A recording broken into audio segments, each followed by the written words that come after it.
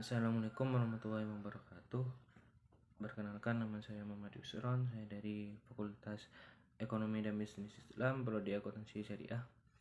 Di sini saya akan memberikan kesimpulan atau menanggapi dari video Bapak Abdul Wadud Nafis mengenai perkembangan peradaban Islam masa Khulafaur Ar-Rasyidin.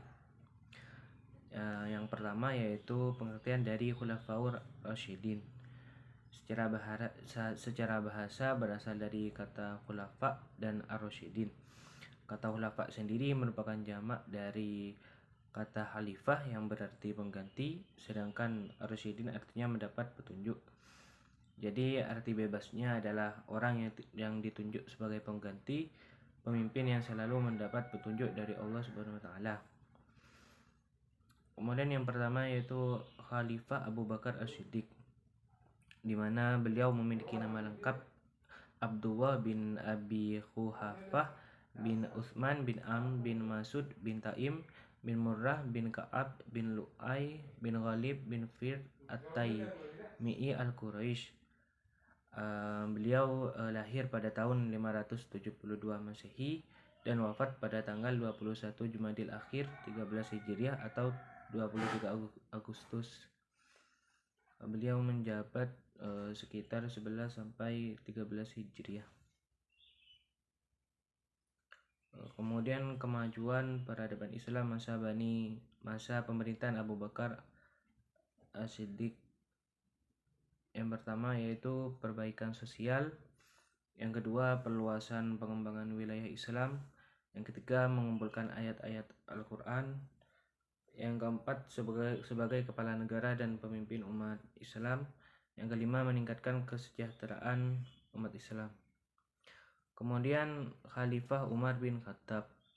Beliau memiliki nama lengkap Umar bin Khattab bin Nufail bin Abdul Al-Uzza bin Riba'ah bin Abdillah bin Qard bin Razail bin Adi bin Ka'ab bin Lu'ay.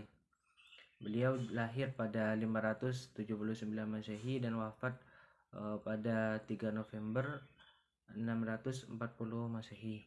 Beliau menjabat sekitar 13 sampai 23 Hijriah atau 634 sampai 644 Masehi.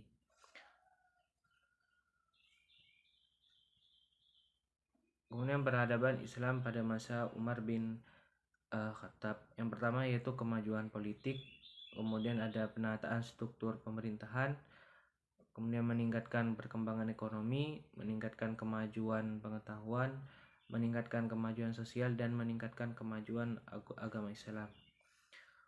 Kemudian Khalifah Utsman bin Affan. Beliau memiliki nama panggilan yaitu Abu Abdullah Al-Amawi Al-Quraisy dan gelarnya Dzunurain yang punya dua cahaya.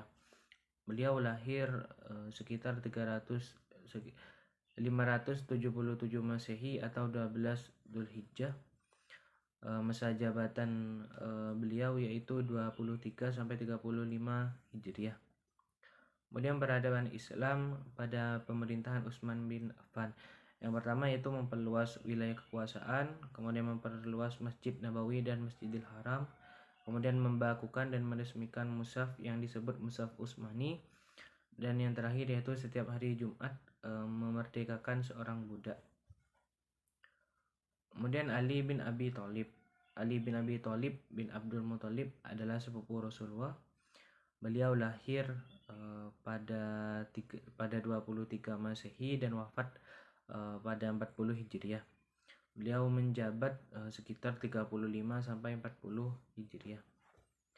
Peradaban Islam pada masa pemerintahan Ali bin Thalib. Yang pertama yaitu mengaktifkan kembali sistem distribusi pajak tahunan. Yang kedua selektif dan seleksi gubernur dan pengawalnya.